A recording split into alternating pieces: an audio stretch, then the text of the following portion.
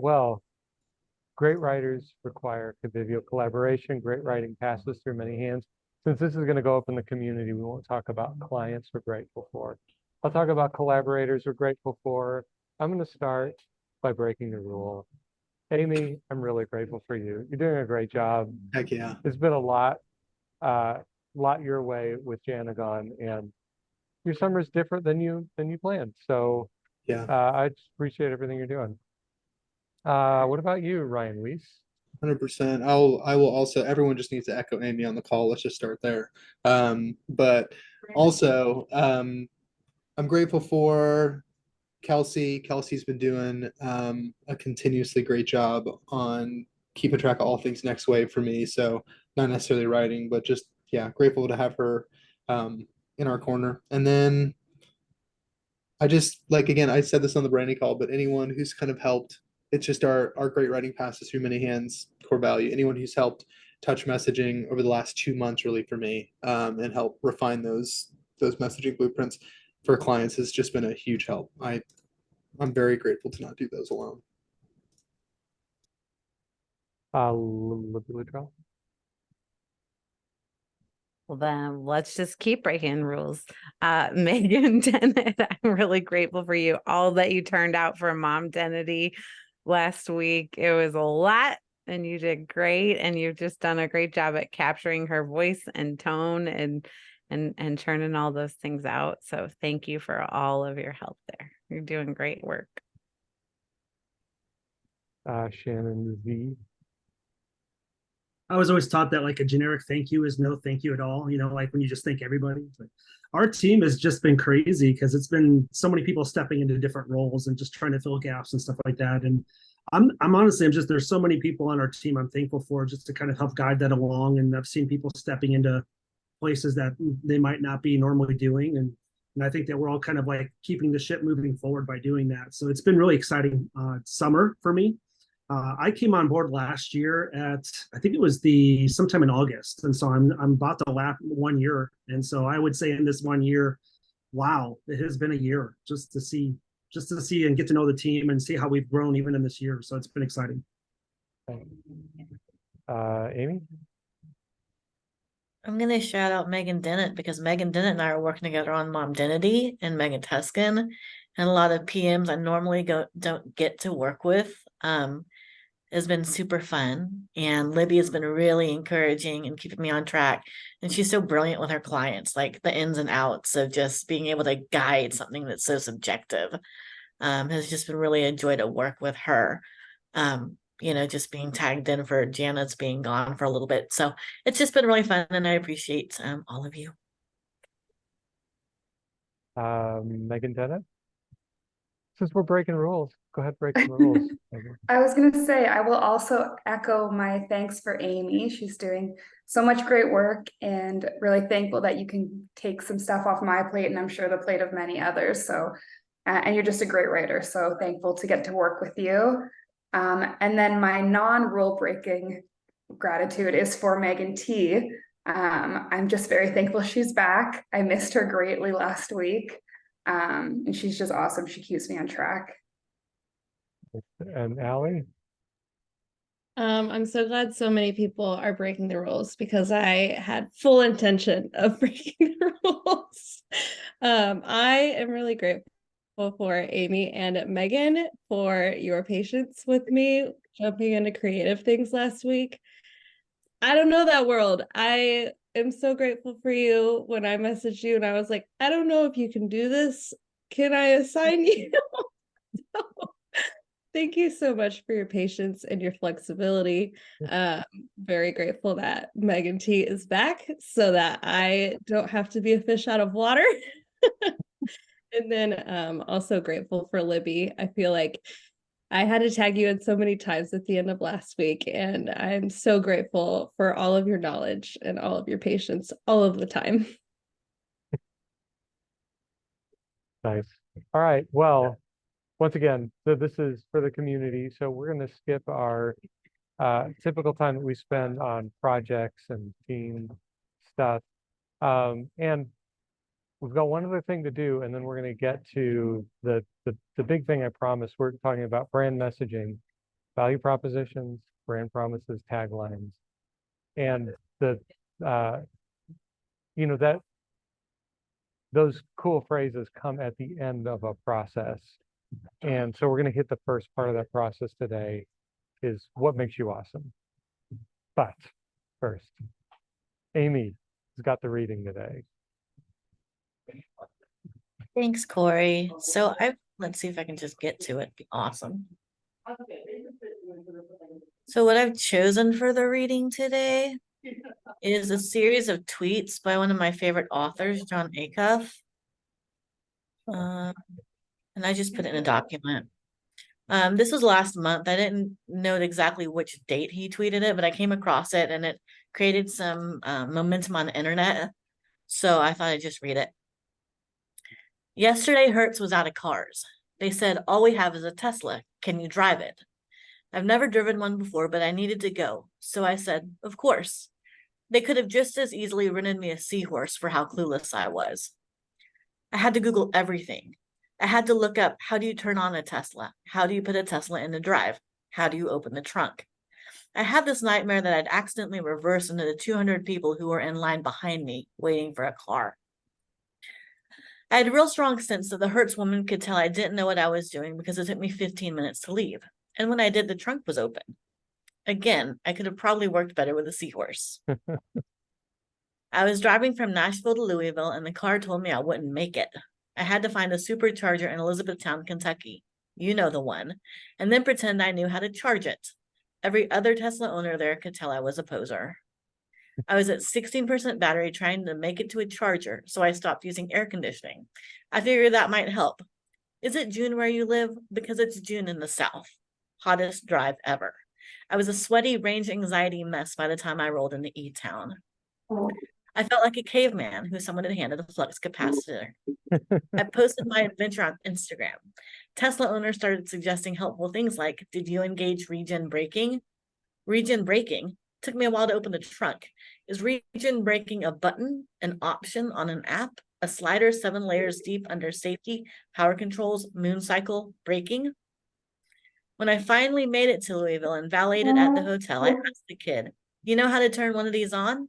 He looked at me like I was churning my own butter. Of course, he said.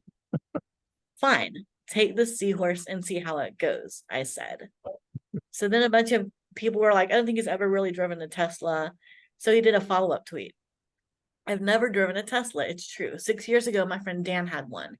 He took me for a ride around our neighborhood. A separate time, a client gave me a ride in one. I would love to tell you that in those minutes, I was able to glean the ability to drive one half a decade later, 200 miles in rush hours, but alas, I was not paying that much attention either time. I was too busy saying, look how big the screen is. It's like the space shuttle. I mean, that's awesome. Curious what you see in this, everybody here. And also, I mean, we haven't used Twitter threads as a strategy at all that I know of, Megan. I would love to learn a little bit about what you see in that particular craft here that we can learn from as well. So just the general writing, which is awesome, but then also that sort of craft of making a Twitter thread work like this.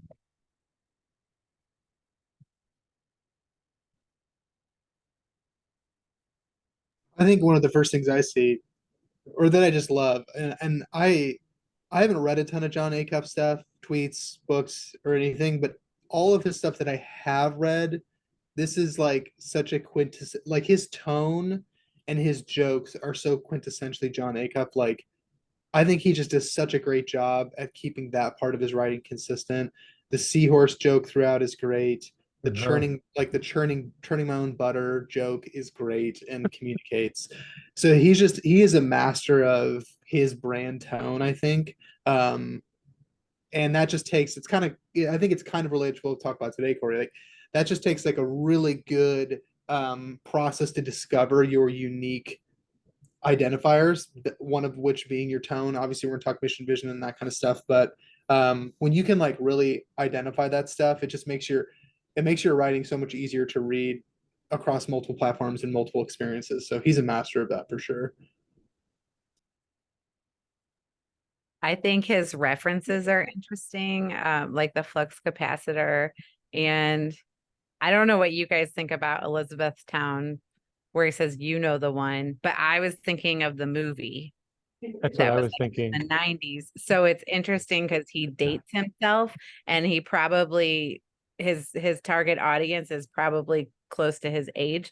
So he does a great job of like making fun of it at the same time and making it really relatable in the process.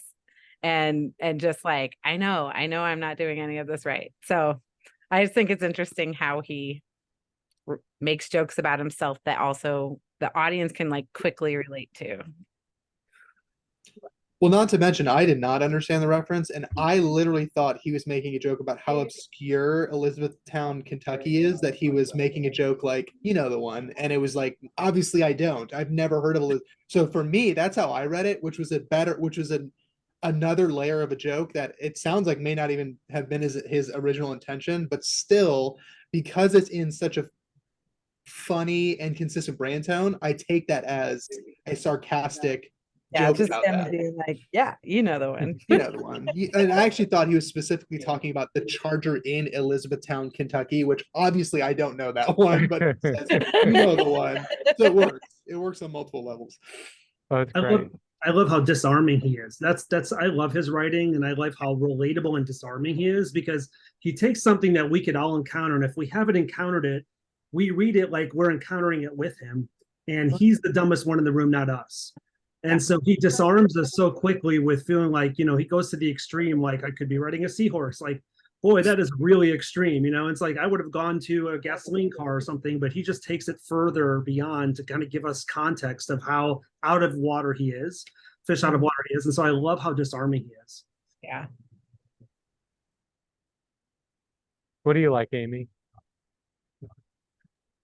I just love his imagery. So another thing he tweeted recently, or maybe it was on his Facebook, he said something every now and then from the rock tumbler of his brain, a polished idea comes out.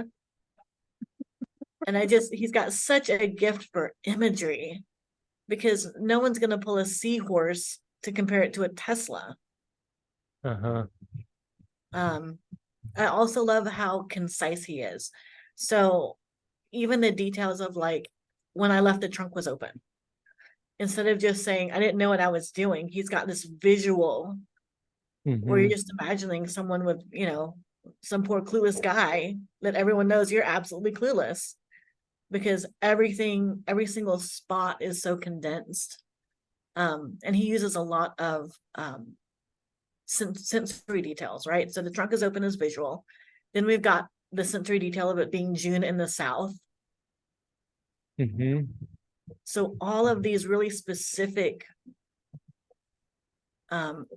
applicable details help kind of to make it relatable. It's also what you were saying a couple weeks ago, Amy, the unexpected detail. Could you talk a little more about that? Sure. So imagination, this is a quote from poet Ted Kuzer. He says, imagination is a lousy realist. Because imagination says all of the cliche things. So I had a teacher one time, I wrote a poem about Africa. This was before I went to Africa. And it was for my master's degree. And the professor said, have you ever been to Africa? And I said, no. And he goes, I can tell, because this whole thing is just ramshacked with cliches. Oh no. And he said, so write what you know, because when you write what you know, then the unexpected detail comes, because it's the stuff that you experience and the things that you notice. That's not going to be the big bland, overarching kind of blase description that someone's going to think of immediately. So I think that's what John Acuff does with this, when he talks about, you know, sweating bullets trying to get to Elizabethtown because he has to get to the Charger, and it's exactly at 16%. And he's got all of these really finely placed, unexpected details that are super specific to the situation. I think that's why I like memoir so much, is because there are details in a memoir that you would never see in a novel, I think.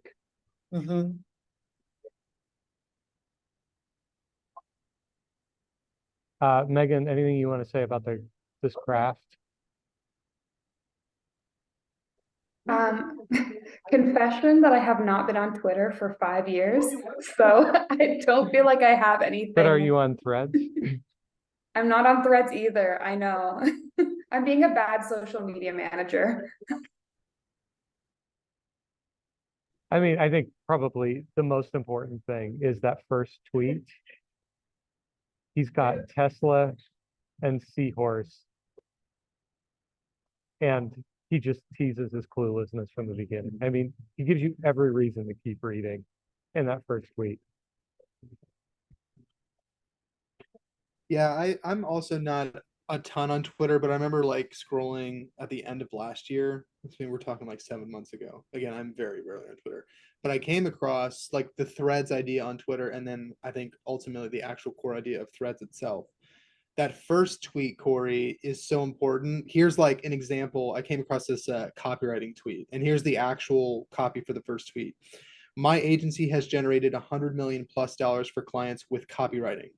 All of our copywriters follow the same process to write copy. Steal our 9-step process to write high converting copy, and then in all caps, thread. So that's the first tweet. So you click on it, and then he replies 9 times with their 9 steps, and each tweet is a step. And it's just like, in my mind, it's just like you're doing a listicle kind of, you're only taking, I think it's what, 240 characters now per tweet per listicle item to talk about it. I'm seeing more and more Twitter being used that way, and in Threads as well. This one's interesting because it's not like one isolated thing per tweet. It's a whole story in the midst of the tweet, but I do think it just shows opportunity to be able to tell a whole story through multiple tweets. And I think that's getting less and less weird. I don't know if that would have been effective maybe 4 or 5 years ago. I don't know if people would have drilled down into a thread that long. But it's moving that way. So I think this is really smart. I think this is him showing his savvy in the platform being used that way. I've got it somewhere in my notes, and maybe I can pull it out. There's I've got an article about Twitter threads like this, that your first tweet, and he basically has like an emoji. It's like the first tweet has to be LOL, OMG, WTF, whatever. It's like it's got to elicit one of those reactions immediately. I think this does really well. I mean, I think this works for blog posts too. Yeah. But yeah, go ahead. I think it's also pretty brilliant, all the brands that he mentioned in it, from a promotional opportunity for him, and different ways that he can leverage that in the future. So yeah, I think that's pretty brilliant too. Did he tag like Tesla and Hertz? Brilliant. Pretty smart. And what was interesting to me too is that this tweet thread created dialogue. So even there was an article written by like Card Machine or some online forum where they wrote an article about, hey, this is why Tesla needs to be better at what they do. And it was like, it just created dialogue, which I thought was fascinating. Yeah. Oh, that's sweet. Nice. All right, well, let's move on to our talk for the week.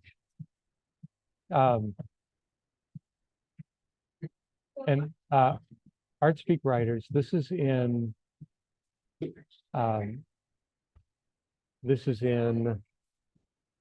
our copyright, no, our branding folder. You go to branding and you go to messaging. It's just one of the documents in there. But this will also be in the community for everybody who wants it. A read-only document that you can copy and paste. But this is, I don't think everybody in this call has heard this little story, but I like telling it, even if you've all heard it. Is that our former head of branding, Eric Hungerford, who was awesome, who trained me, had this brand that was a church network. And this network was awesome. I was on the discovery call, and it was across America and England. And it was like being on a call with all of the characters from Lord of the Rings. Like none of them agreed with each other, except they all wanted to be in the room together. They just loved each other. They loved being in community with each other. They loved that their churches were interacting and networked. They disagreed on everything. Like, I mean, they might as well have had long beards and pipes and just like every time Eric would ask a question, someone would answer it and somebody would say, I disagree with that. I disagree with how you're defining the kingdom of God or whatever it was. And so what Eric ended up doing, and then we couldn't answer any audience questions at all. Who are we trying to reach? We just no idea. So what he ended up doing is he said, fill in the blank, basically. We are not this. And what it ended up being was, we do not believe this. And so that's where he started, is because when you're doing brand messaging, for me, and I want you guys to speak back to this, but for me, brand messaging is like a puzzle. Like if I'm going to write a personal essay, I start at the beginning, I write through it, and then it's over. And then I go back and I mess with it. And a brand is different. A brand is like Jenga. It's like this giant interlocking puzzle.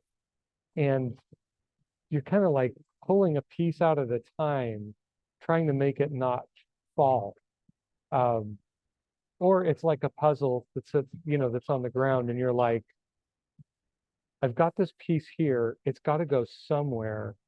And I don't know what the whole picture is going to look like when I'm done. And so I found this chart really helpful. And originally it was called the We Believe chart. But what I call it now is just, a value proposition ideation chart. The question is, where are we going to get our value propositions from? Because I think a lot of times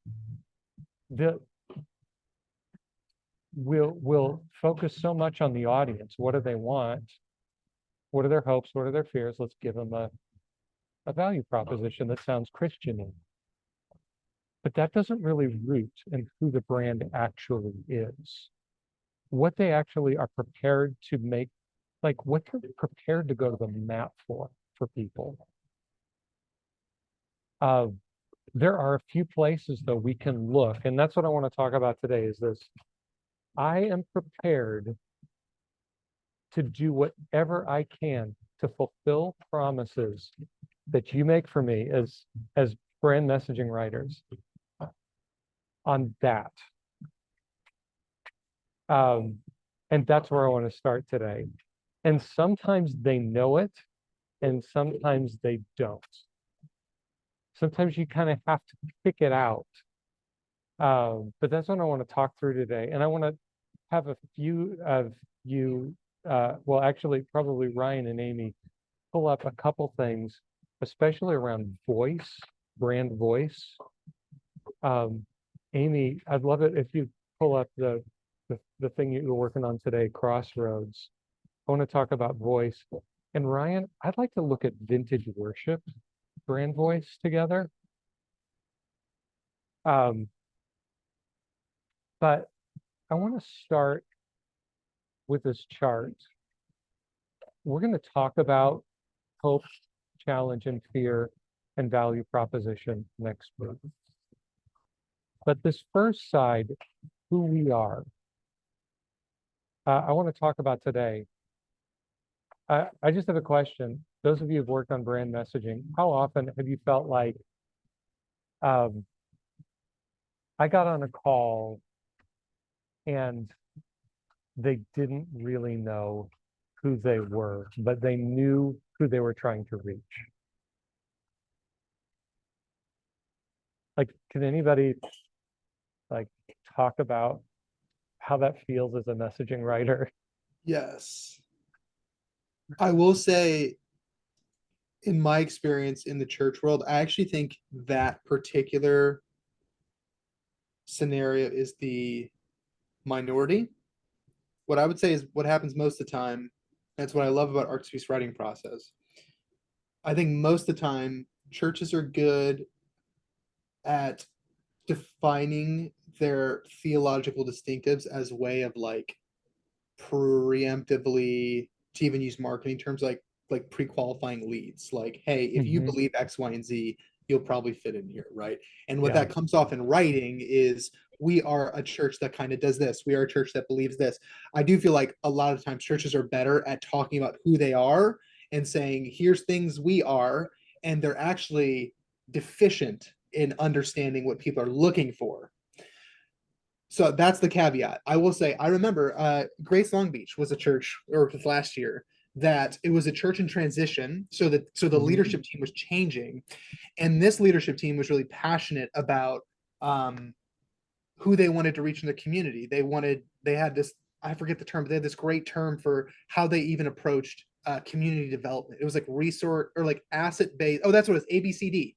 It was asset based community development was their approach to missions. Basically, saying Mhm. we're going to invest in the assets that our community already has, make those better, and that's the way we'll help restore things. So they had this really good view of what they wanted to do and who they wanted to help through that lens. But Mm. because it was a changing leadership team, they didn't know what made it uniquely Grace Long Beach. And it took, so to answer your question, what did that feel like? It took, I think, longer for us to come up with unique sounding value propositions, because I remember after the first time we presented, they were like, we like these, we feel like anyone could say these. And I remember us having a conversation of like, I agree. I think where that's coming from is y'all are still trying to figure out what makes this new leadership team in the next season of your church uniquely different than the one prior. And they were like, oh, so they like got back together. They had some clarity conversations, and then we came back together. But it was really tough. It was like, and I think what actually happens is you just end up producing generic sounding, sometimes as the writer, if that's all you have is what they want to do, who they want to reach, but you don't have clarity in who they are uniquely, you just kind of will, I think, ultimately come up with generic sounding value propositions, Yeah. which they may or may not, they may or may like. I hope they don't like that. I hope they're like, we want something that feels more like us. But that's typically what happens in my experience. And I think like when we talk about these parts, because we always go back to the communication triangle, who they are, who they're called to reach, where's the overlap. But I think a lot of times people will think that who we are doesn't have to have anything to do with who they're called to reach. So people will list their distinctives maybe as their doctrinal distinctives. But the doctrinal distinctives really don't have anything to do with. It doesn't exist inside the shared win at the top of that triangle. So we have to look for what actually exists inside the shared win. It doesn't mean that it's crafted for their external audience, but it just has to exist inside the shared win. Like this is something that we both care about. So first place, especially for churches that I like to go, is the mission statement. Because this is the big idea behind the church. I don't think that's always the case for something that's product or service based, but most of what we're doing in the ArtSpeak creative community anyways, talking about churches and just sort of that. There isn't like a product that a church really leans on that's distinct. I mean, you could say, worship and messages are kind of the main product, and like that's at every church. So mission statement is who we are for churches. For us, for churches, we always say mission statement is how you're talking about the Great Commission. I want to look at these. We exist to help people take a next step in their journey of faith with the Lord Jesus Christ. Now, that is not written for an external audience. Like, if I'm not a Christian, I don't care. But it exists inside the shared win, because taking a next step in a journey of faith, if I am at all interested in faith, there's something there for me. So I know it's a place that we can start to talk to outsiders. Doesn't mean that I would put that on a billboard or on the front page of a website. World Revival Church, I think we helped them write this one. Now it's Revive KC. We exist to make fully devoted Jesus followers by the Holy Spirit's power. Phoenix Christian Reform, building relationships that reflect the grace of Jesus. That's all like, this is all church language, and it should be, because it's self-definition. Joining Christ daily in the restoration of all things is one of my favorites. It's Peachtree. I want to point out a couple things when we move on to brand messaging. If you ever see a phrase that says "we exist to," or that starts with a gerund, it is probably self-definition, and it is not a value proposition. Amy and I were just talking about today, like this gerund phrases like this feel very institutional to me. This is what we do. I worked for the Lutheran Education Association for a while, and they were linking and equipping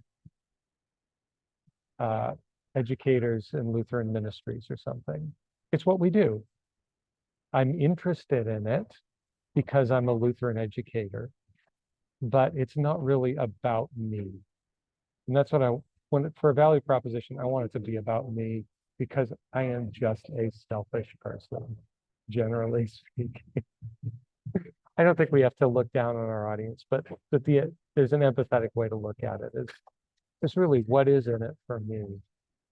But this gets us started, in my opinion. Vision statements. And there's a great article on this. We don't have to go into it, but it's on our website. Jason wrote it. But vision statement is, what are the things we're doing? Big picture. Encounter God, experience transformation, grow in Jesus, impact your world. Like, it's almost a process. Will Mancini would call it a strategy. So Phoenix Christian Church went through Oxano, which is Will Mancini's, used to be his company, but his ideas: worship, grow, serve, invite. These are the things that we do. Once again, if I'm an outsider, marginally interested in church, worship, grow, serve, invite means nothing to me. But if you poke at it, there's something that Phoenix Christian Church will go to the nth degree to make sure they deliver on those things. So we can make promises based on them. Does this make sense so far? Any questions about what I'm talking about so far? No questions. I think also the other side of what you're saying, where I'm me focused, is also making sure that, because their audience is me focused, it doesn't sound like I would immediately exclude myself. Because like we were talking about earlier, it's like, well, if it's all around these faith tenets or whatever, and I don't know what I think about that, that's not what they're asking people to do. Is like, you must believe these things for you to come to this church. Their heart is actually for you to come to this church so you can discover faith and learn what that's all about. But it sounds like if you don't check these boxes, you can't come. So that's the danger of leaning in so hard on your identity in your messaging, because it starts to feel like you're excluding people, even though your intent is to invite them. Yeah. So, I mean, an example here is Awaken Church. Their vision statement, which Jeremy Holstrom and I worked on with them, wake up, engage, go out. That's sort of their strategy. Those are the three things that they're calling people to. Well, their brand promise ended up being, and it was kind of a gimme because of the name of the church, live wide awake. I mean, I want to live wide awake if I'm not a Christian or if I'm only marginally interested in church. That sounds interesting to me. Wake up to the reality of Jesus and his mission does not interest me as an outsider. I don't think, but it gives me, like, I know that this church cares enough about this that they would make a promise to an outsider based on it. Does that make sense?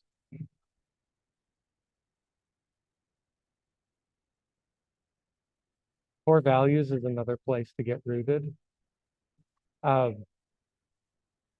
Once again, I really like Peachtree. Unexpected togetherness, gentle reverence, disruptive compassion. Those are their three core values. And as an outsider, I can even start to see how this might relate to me. Unexpected togetherness, gentle reverence, disruptive compassion.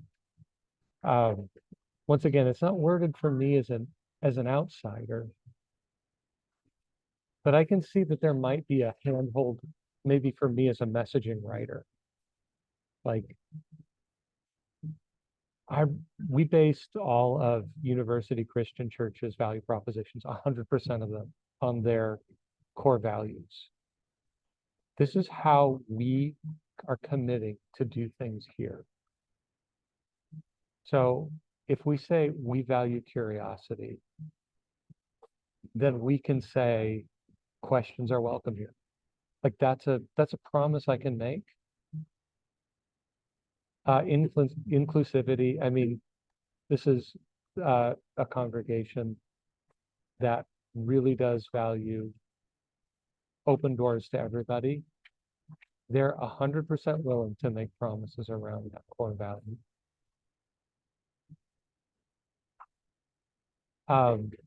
This is a big one. The USP or the key advantage. I think this is really a difficult one. But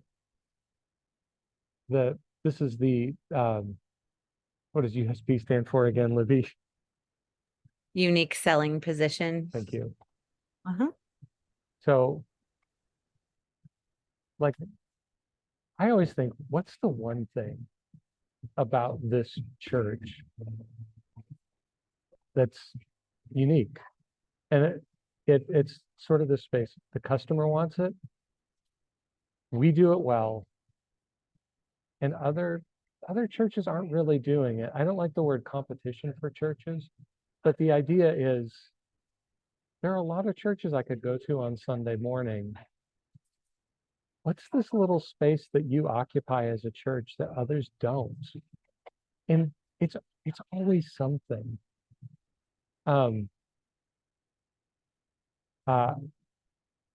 Kirk would point out that this is usually a combination of things. Like it's hard to have like one thing, but for New Ground, who's a client of ours, they're an architectural firm.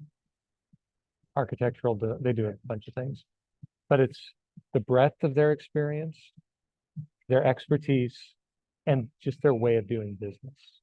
But they're all about people. And when you put those three things together, it makes them totally unique in their space. Heights Church, I'm gonna the phrase that I made fun of at our last meetup, welcome home, because that's a Hillsong thing. Hillsong did it to death, and every other church did. And after the pandemic, they put out the banner that says welcome home. But Heights Church says our congregation relates to two phrases, welcome home and let's go. Let's go isn't unique either. But those two ideas together, it's like come in, feel welcome, comfortable, and rest, but not for too long because we've got a mission. And it's just those two things together. They're not unique in and of themselves, but I've never seen them mashed together like that in a church. Any comments so far? Libby's making interesting facial expressions. I just think it's cool, but that one Yeah. and two Um, very common phrases. It's just Yeah. so, but then it works for them. That's pretty neat. I think one of the most challenging parts about writing messaging is helping the church to discover that USP, because a lot of times they don't really know.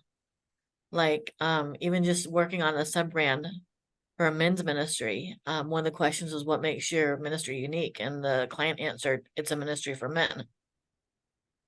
So I think that's one of the challenging parts that has to come out in discovery and exploration with a client.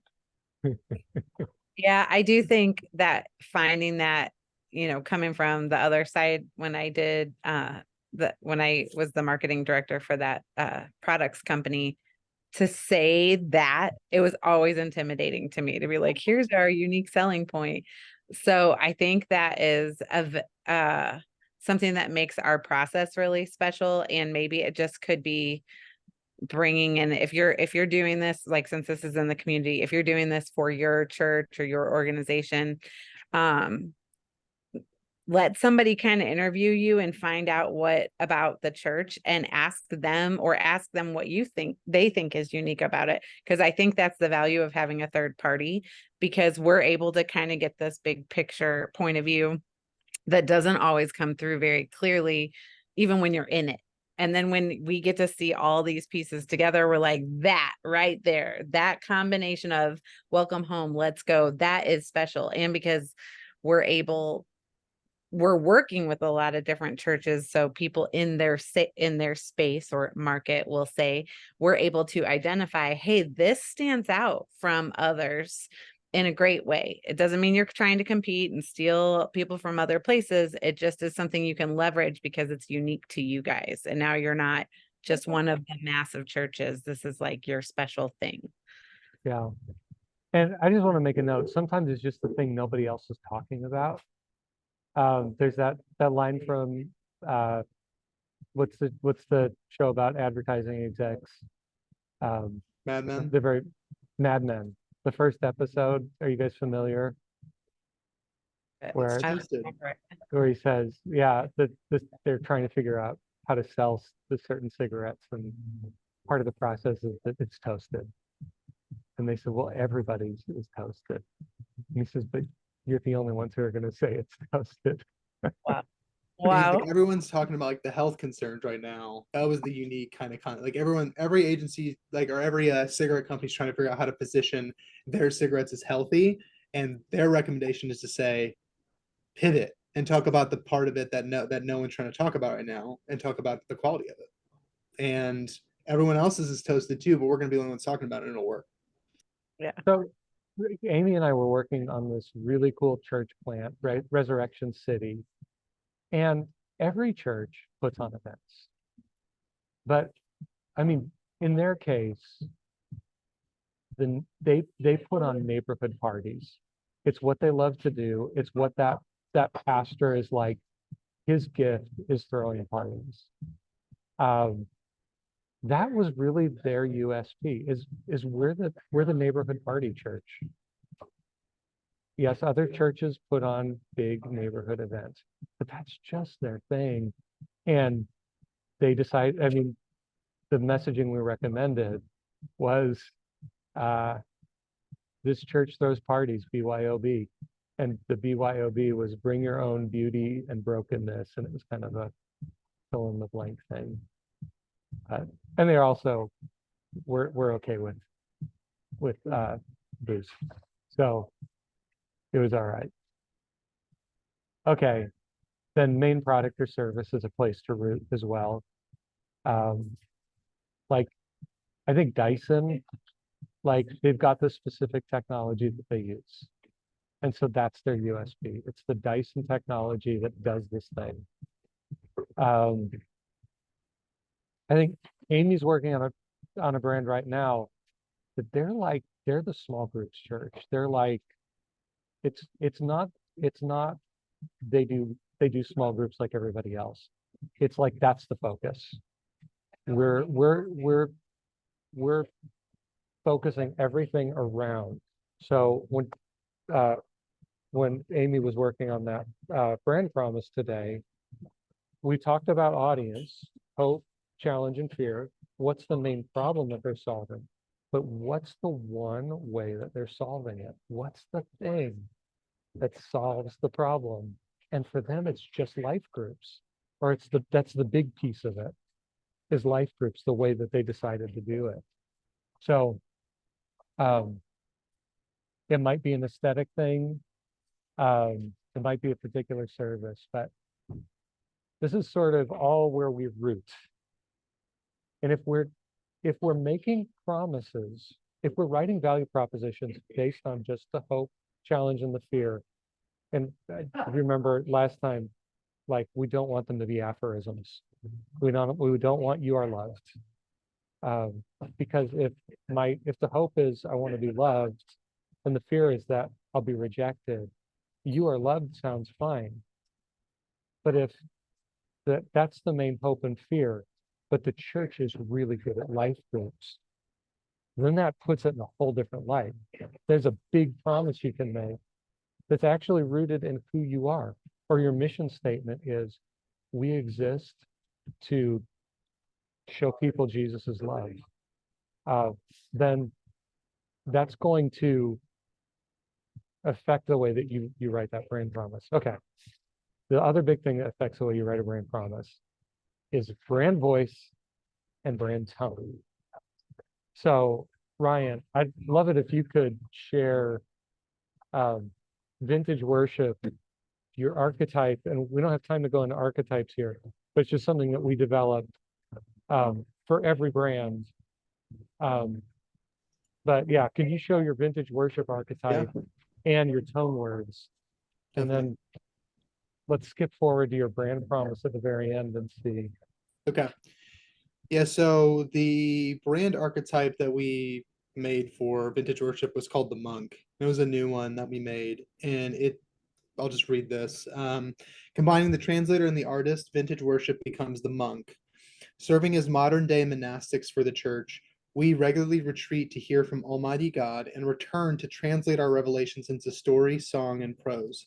We're passionate about preserving the ancient truth of the gospel for generations to come, but we're always searching for new ways to express that truth. We aim to compel the people of God to experience greater passion, affection, and adoration for their Savior, to join us as we wade into the endless and infinite waters of God's glory. So that's the monk kind of brand archetype. And just really quickly, would you go back to the mission statement? Yeah. Let's see. Mission and vision. Vintage worship exists to glorify God in the world with music, resources, and partnerships. So, and then yep. I mean, that's like, when you look at that, it's very clear what it is they do, what mission they're on. Mm-hmm. But it doesn't sound unique. It doesn't sound unique. It's integrity music. It's, they're a bunch of people who do that. Mm-hmm. But then you put it through that lens, Mm-hmm. and then you're suddenly hearing a very unique who we are. Yes. So can you go to your tone words? Yes. Tone words are articulate, contemplative, and passionate. Do you want me to read the descriptions too?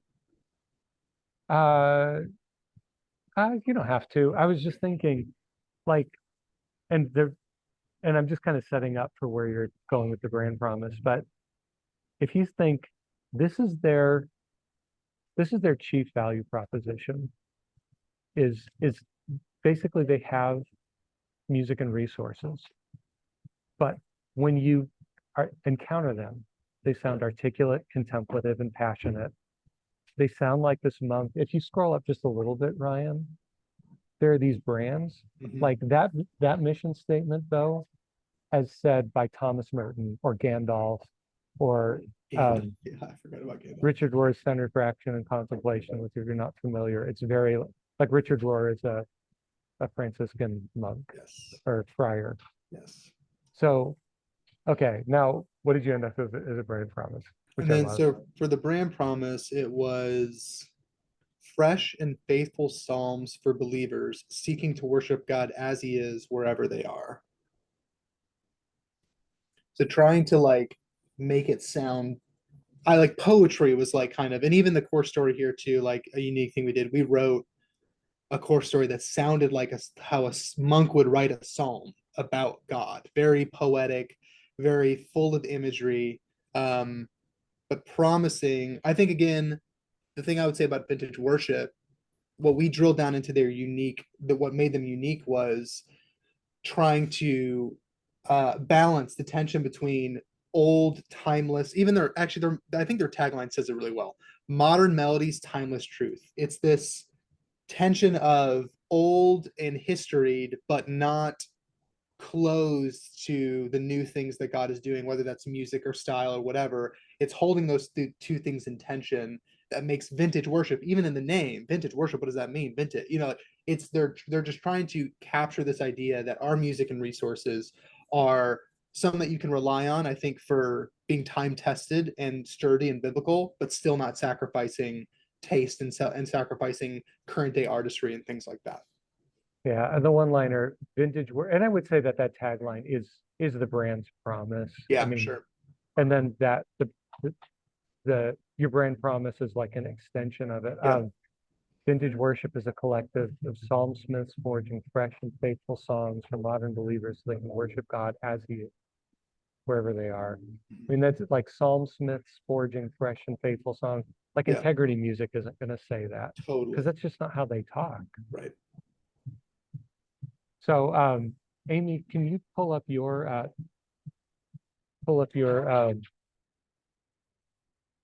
yeah, brand personality and then the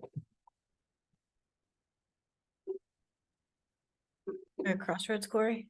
yes, thank you. Okay. So the brand personality we landed with was the mentor coach. As a mentor coach, Crossroads Church is passionate about discipleship and empowering God's people to be relational missionaries. The goal is that everyday believers don't just go to church, but that they be the church in their neighborhoods and workspaces. The result will be consistent kingdom multiplication outside of Sunday mornings. And we were even talking about there are a few brands in particular that really sound like this, and they are. Do you remember? Actually, I don't, but Bear Grylls comes to mind probably because I was just watching Running Wild with Bear Oh, Grylls. wow. No, that's a great one. So how would Bear Grylls say it? Is sort of the question. It would be like you were made to do something big, not just to watch everybody else do it. Mm-hmm. And then what are your tone words? Motivating, bold, and conversational. Yeah, and I can see that's Bear Grylls. So what does a church sound like when they're talking about, what's important to them as Bear Grylls? So what's your brand promise? Mm,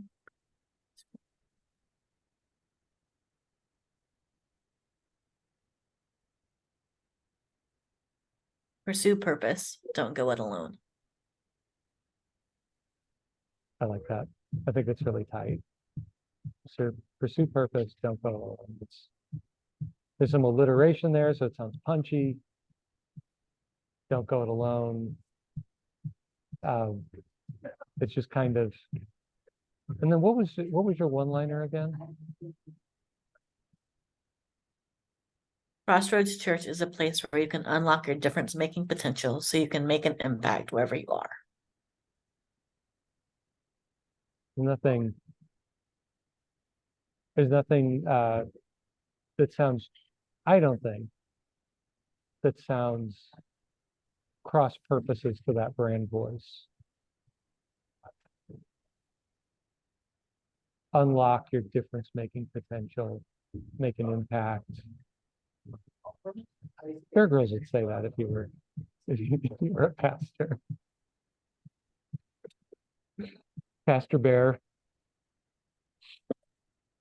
The hippest Right. pastor name ever. Pastor Bear.